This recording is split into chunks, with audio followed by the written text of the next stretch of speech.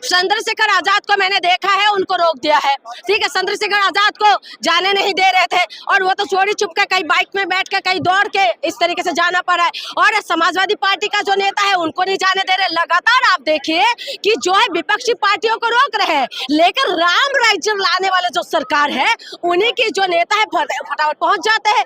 राम राज्य के अंदर महिलाओं का सम्मान को तार तार कर रहे हो और राम राज्य की दावा करते हो। कौन सी राम को मानते हो? जिस राम ने सीता मैया को जिसने उठा के लेके गया, उनका राम राज्य को जला दिया। और तुम लोग ऐसा राम राज्य लाए हो कि महिला के साथ बलात्कार करने वाले का तुम लोग फूलमाला से स्वागत करते हो।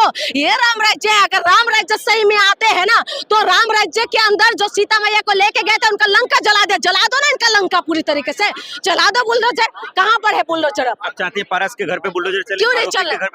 आरोपी के पहले अगर ये पारस नहीं होके तो आसिफ होता, अब्दुल होता, रहमान होता तो बुलडोजर तुरंत ही जाके पहुंच जाते। तो अब करना चाहिए ना पक्षपात किस बात के लिए? देखिए देश के अंदर मैं बता दूं, मुसलमानों के लिए भी इतना आफत नहीं है जितना आफत है दलितों के लिए। और दलितों को ये बात समझना पड़ेगा। आज दलितों को ये बात समझ नहीं आ रहे, लेकिन दलितों को ये बात समझना पड़ेगा जिन्होंने उनके लिए जिंदगी निछावर कर दिया। भीमराव अंबेडकर ने सम्मान और मान सम्मान देने के लिए इस चीजों को दलितों को समझना पड़ेगा। आज दलितों का ही बहुत सारे लोग हैं जो हिंदू राष्ट्र के झंडा उठा के घूम रहे हैं। हिंदू राष्ट्र के अंदर तुम्हारा स्थान कहाँ होगा ये देख लो। ये तुम्हारी टेलर है, मूवी तो अभी बाकी है, ये टेलर है। लेकिन जो लोग वहाँ मेरठ कांड पे जा रहे हैं मिलने के लिए परिवार से, कह रहे हैं ये नौटंकीबाज है, सियासत कर रहे हैं, ये लोग राजनीति कर रहे हैं, बीजेपी वाले और इनके समर्थक भी कह रहे हैं। कौन बोल रहे हैं?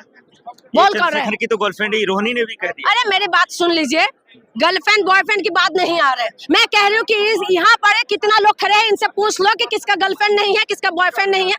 पाक साफ दिखाते हैं किसका नहीं है। आजकल तो बुढ़े का भी है। एक बार जो कवर में लटके हुए बुढ़ा है ना, वो बुढ़े का भी गर्लफ्रेंड होते हैं, ठीक है। इसीलिए ज्यादा ना बुलवा तो अच्छा है। मैं आपको बता रहा हूँ किसका गर्लफ्रेंड नहीं है, किसका बॉयफ्रेंड नहीं है, बताइए आप। जो इसके मतलब बेटी को उठा के लेके चले जाओगे, इसका मतलब जो बलात्कार करके छोड़ दोगे, इसका मतलब ये है क्या माँ को मार दोगे?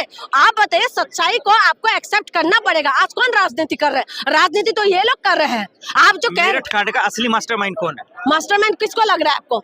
यही लोग होंगे जिन्होंने। देखिए सरकार के जो अब सरकार जब से बीजेपी का आया है तब से अपर कास्ट नीचे कास्ट इसमें साहस अपर कास्ट वालों को बढ़ गया। इंसाफ नहीं मिल रहा। बिल्कुल दलित होने की वजह से इंसाफ नहीं मिल रहा। दलित और ऊपर से गरीब, दलित और गरीब होने की वजह से इंसाफ नहीं मिल पा रहे। इस देश के अंदर दलित होना गुनाह है और गरीब होना तो सबसे बड़ा गुनाह है। इसीलिए मैं कह रही हूँ गरीबों के लिए। एक बात बताइए, बुलडोजर किसके ऊपर चलते हैं? अमीरों के ऊपर चलते हैं? नहीं चलते। आज बताइए, ये एक होटल के अंदर दो हस्बैंड वाइफ रहे, किसी ने उनका दरवाजा खोल दिया, उनका प्राइवेसी उल्लंघन करके उन्होंने केस किया। अभी कोर्ट ने उनको 10 लाख रुपए देने के लिए वो करा है, ठीक है। लेकिन आप बताइए, गरीबों के बच्चे रोड पे खड़े रहेंगे। उन्नाव जैसे बेटी के साथ जो हुआ है वो लगातार प्रोटेस्ट करना पड़ा। सुप्रीम कोर्ट में फैसला सुनाना, सुप्रीम कोर्ट ने रोक लगाए। तो ये क्या हो रहा है? मेरठ के अंदर भी दलितों के साथ नाइंसाफी सदियों से होते जा रहे हैं। इंसानों को शर्मसार करने वाला जो है ना, सबसे ज्यादा यहूदियों की बात अगर किसी के ऊपर सबसे ज्यादा अत्याचार हुआ और दलितों के साथ हुआ है। आखिर में बता दीजिए, क्योंकि मामला अब तूल पकड़ता जा रहा है, मीडिया एक अलग रूप दे रही है, कैसे मेरठ की बेटी को इंसाफ? मीडिया का जो रूप है ना, मीडिया का रूप सबको पता है। मीडिया जो है ना, हाँ को ना को हाँ करते हैं। और मीडिया को ये दिखाई दे रहा है कि महिला की चरित्र का हनन कर दिया जाए। ये नहीं देख रहे कि गुनाह किसी का भी हो, लेकिन एक माँ को तो मार दिया ना, एक महिला को तो तुमने मौत की घात उतार दिया ना, उसका इंसाफ भी कौन करेगा? जो गुनहगार है उनको पकड़ लिया जाए। लेकिन गुनहगार अभी तो कह रहे कि महिला का जो बेटी को जो पकड़ा है, कह रहे उसका अभी तक जो बाइट है महिला उनके मीडिया के सामने नहीं आ रहे, अब पब्लिक प्लेस में नहीं है। वो पता नहीं क्या कुछ, इस देश के अंदर कुछ भी हो सकता है। देखिए, हम महिला होना ही गुनाह है। इस देश के अंदर महिला होना भी गुनाह हो चुका है, क्योंकि ऐसा परिस्थिति पैदा कर दिया है। सवाल ये है, मेडिकल जांच होगा, डॉक्टर बताएंगे तो सारी चीज दूध का दूध पानी का पानी होगा, लेकिन आपको ऐसा नौमीद क्यों लग रहा है कि इंसाफ नहीं? भाई इंसाफ नहीं मिलते हैं इस देश के अंदर। कहाँ इंसाफ मिल रहे हैं?